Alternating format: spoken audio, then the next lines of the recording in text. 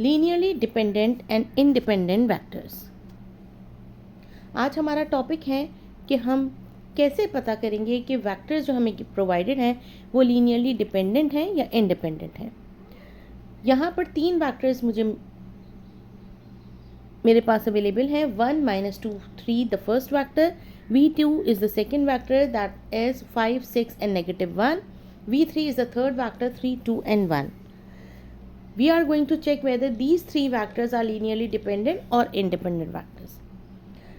इसके लिए इक्वेशन होती है k1 into v1 plus k2 into v2 plus k3 into v3 is equals to 0। हमें इसमें कॉन्स्टेंट्स की वैल्यू फाइंड आउट करनी होती है। क्या हमेशा हम तीन ही कांस्टेंट k1, k2, k3 ही लेंगे? नहीं, it depends on the vectors. Vectors हमारे पास कितने हैं? यहाँ पर तीन वेक्टर्स हैं, v1, v2, v3। तो हमने तीन कांस्टेंट k1, k2, k3 जो हैं वो यूज़ किए। अगर हमारे पास चार वेक्टर्स गिवन होते v1, v2, v3 and v4, तो फिर हम इक्वेशन बनाते k1 into v1 plus k2 v2 plus k3 v3 and k4 v4 is equals to 0।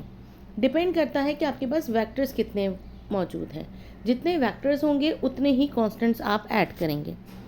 मैं इसकी इस इक्वेशन में सब्स्टिट्यूट कर रही हूँ।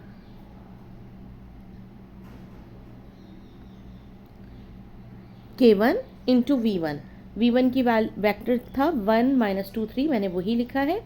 k2 वैसे का वैसे ही रहने देंगे। v2 का जो वेक्टर है वो यहाँ पर कॉपी कर लेंगे, 5, 6, -1। सिमिलरली k3 और v3 मैंने यहाँ पर 3, 2, 1 कॉपी कर दिया। Now making the equation for it. ये देखिए, first k1 plus 5k2 plus 3k3,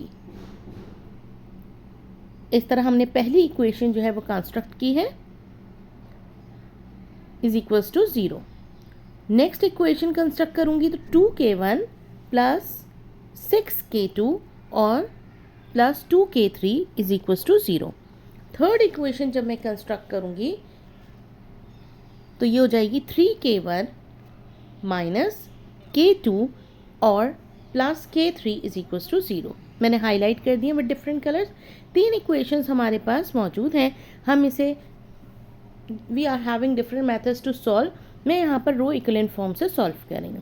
मैंने इसको मैट्रिक्स फॉर्म में लिखा है और मैट्रिक्स फॉर्म में लिखने के बाद तमाम जो मेरी इक्वेशंस थे उनके कोफिशिएंट लिखे हैं।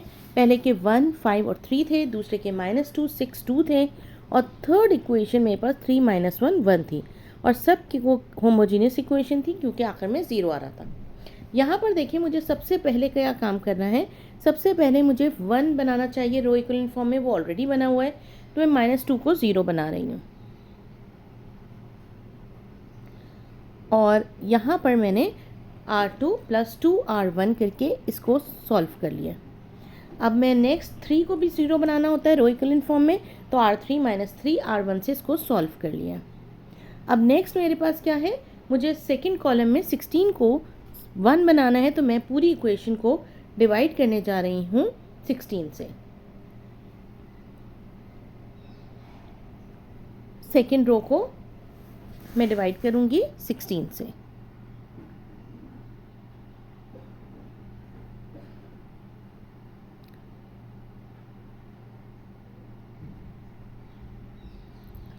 अब नेक्स्ट R3 में मुझे -16 को 0 बनाना है, उसका मैंने यहाँ फॉर्मूला लिखा है। और ये देखिए, मेरे पास जब मैंने लास्ट रो सॉल्व की है तो it became 0, 0, 0, 0, all members are 0। इसका मतलब है this infinite many solution exist और we can say the no solution is well. तो अगर इस तरह की कंडीशन आ जाए जिसमें हमें k1, k2, k3 की वैल्यूज़ नहीं आ रही, इसमें k1, k2, k3 की वैल्यू ट्रिवियल सोल्यूशन होता है, दैट इज इक्वल्स टू 0। लेकिन अगर वैल्यूज़ नहीं आ रही हमारे पास तो इसका मतलब है the vectors are linearly dependent.